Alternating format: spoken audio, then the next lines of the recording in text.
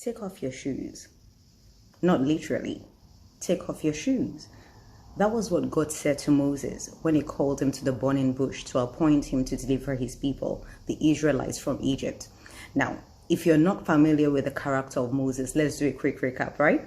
Okay, so Moses was a Jewish boy that was saved at birth by the Pharaoh's daughter, the Pharaoh of Egypt. So she saved him, and she trained him and raised him up as her own son.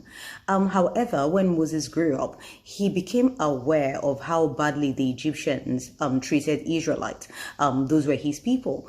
So one day he saw a slaver, an Egyptian slaver, beating an Israelite, and he killed him and hid his body.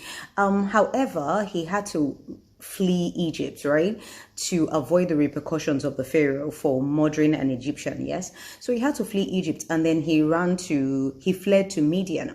Whilst he was in Midian, he met Zipporah, that's his wife, and her father Jethro let him stay with them in exchange for being a shepherd. So one day, as he was walking along, he saw a burning bush. However, the bush wasn't actually burning, but there was fire. And God called out to him and said to him, "Take off your shoes. You're on holy ground."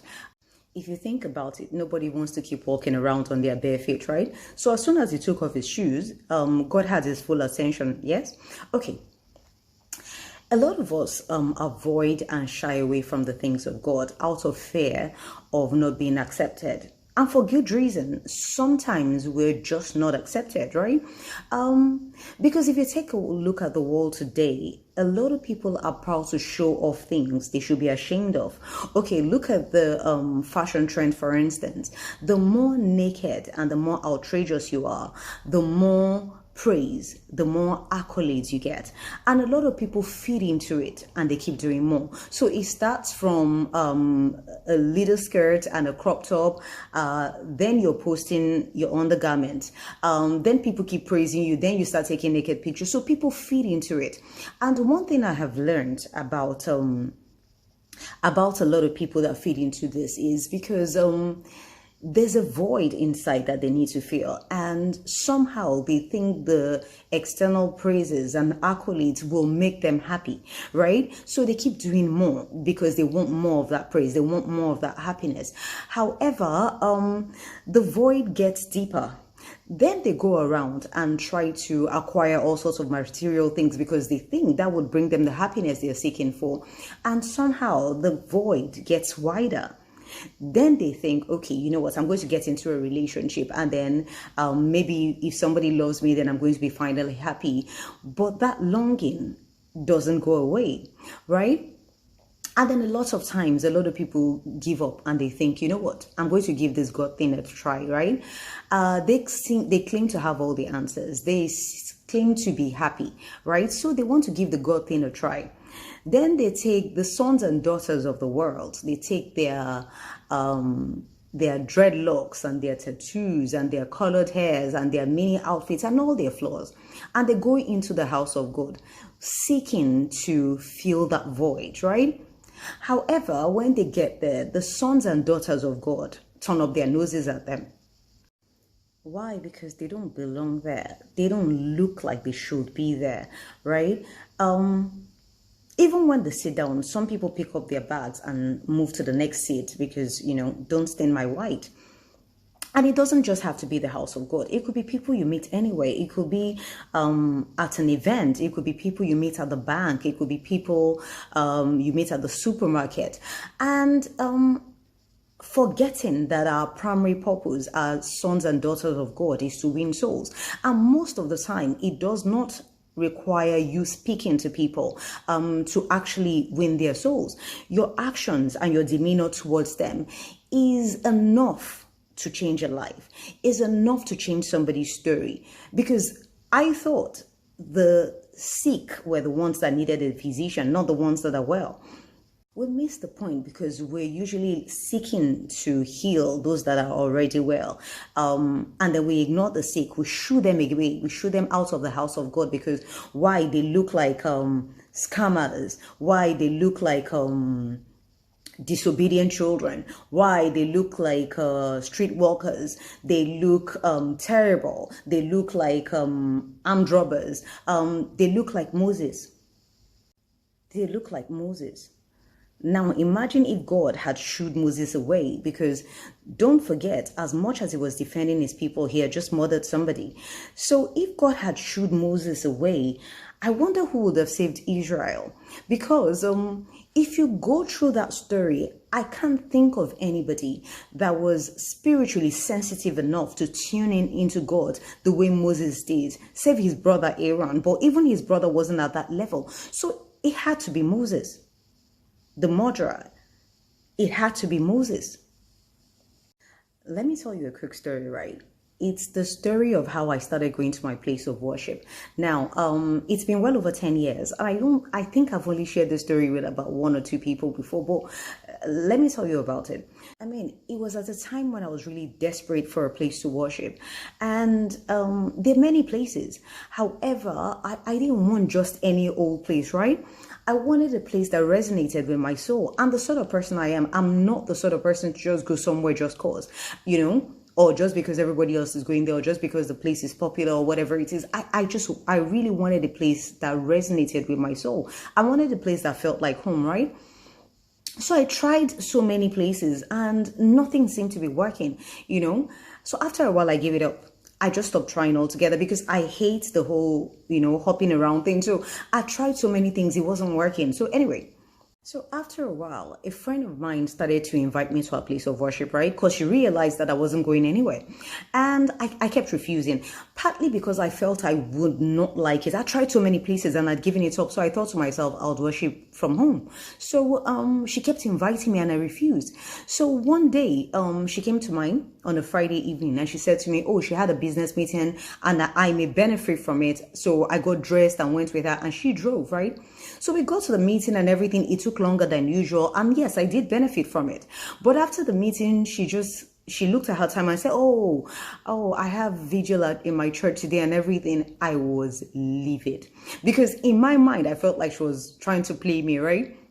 So I said to her, I'm not going to attend your church. She said, okay, well, you can sit in the car the whole night then. So she drove to her church and we walked in together. I wanted to prove a point, right? Because I just did not want to be forced to attend her church. So I wanted to prove a point. So I picked up 2 or 3 chairs. I went to the back of the church, right?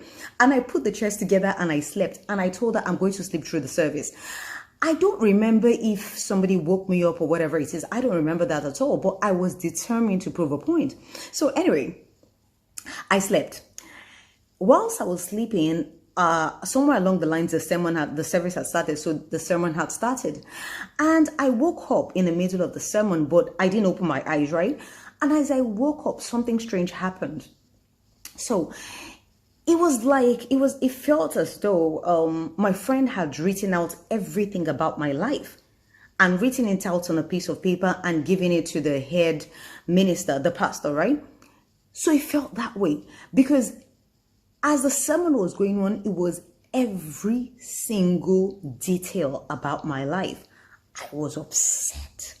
I was so livid because think about it. Yes, it was a big church, but I didn't know how many members they had. I didn't know if they had 1, 10, 50, 100 members. I wasn't sure. But in my mind, I was like, she's trying to play a trick on me. Somehow she wants me to start to attend her church. That's why she's told the head minister everything about my life. That's why I made it about me. And I was pissed off. I was sweating. I was shaking because everything was about me.